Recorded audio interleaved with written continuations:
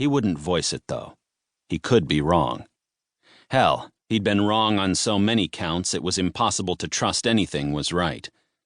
The insecurities that had plagued him since he was a child were as brutal as ever, slamming what-ifs through his brain like a wrecking ball. What if he'd abandoned ship earlier? What if they'd successfully pushed Rose of the Sea off that container ship? What if someone else was in charge? "Captain! Gunner!" He turned to the voice.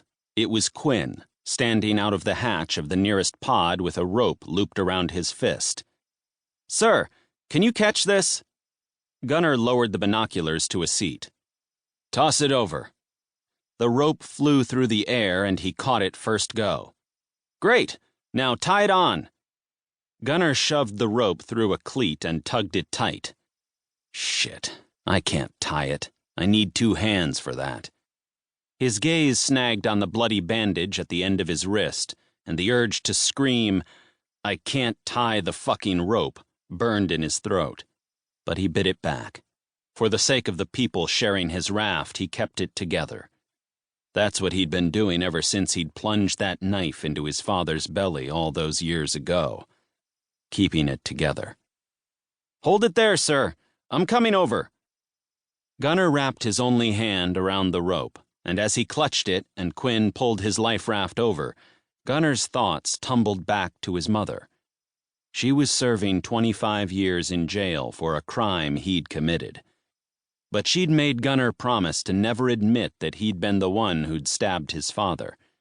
It was the only promise Gunner wished he'd never kept. She'd begged him to let her take the blame.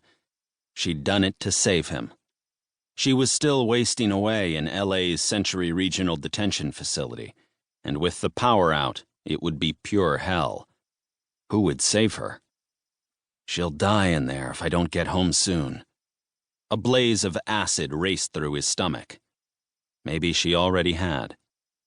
"How you doing, Captain?" Quinn slapped him on the shoulder, launching Gunner back from the brutal rabbit hole he'd tumbled into. Gunner attempted a smile. "I'm okay." "Of course you are.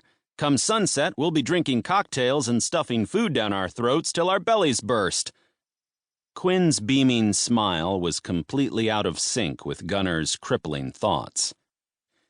His reference to a bursting belly had Gunner's memory slamming right back to his father's bloody body with the knife buried in his gut. The kitchen knife had gone in so easily. Pure rage had powered Gunner's thrust, a rage that he'd never experienced before nor after that attack. But as he glanced again at the tiny island and realized that he was no closer to his family, that simmering rage ramped up to boiling. "Afternoon, sir." Chloe popped up next to Quinn. Her face was a replica of nearly everyone in the rafts, gaunt, grubby, and grim, but also touched with a hint of excitement. "Hello, Chloe. How are you?" "I'm great now. Can't wait to get my feet on dry land." He nodded. It sure would be nice.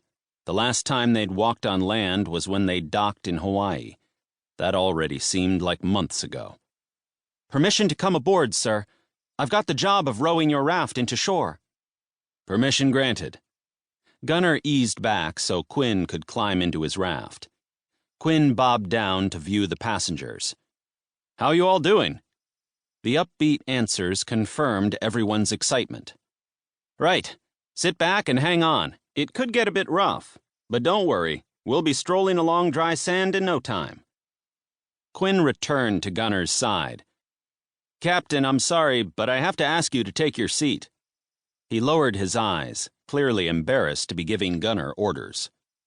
Nodding, Gunner squatted and shuffled backward onto his delegated seat. Opposite him was Madeline. The tiny acrobatic dancer and Sterling had gone through hell on the ship. Gunner's guilt over that was yet another brick in his belly. He'd been told people were trapped in the elevator, yet he'd done nothing to save them. He'd let them down. He'd let hundreds of people down. Madeline, Sterling, and Sally's rescue at the very end had been nothing short of a miracle. They needed another miracle now. A second man joined Quinn at the hatch and ducked down to peer into the raft.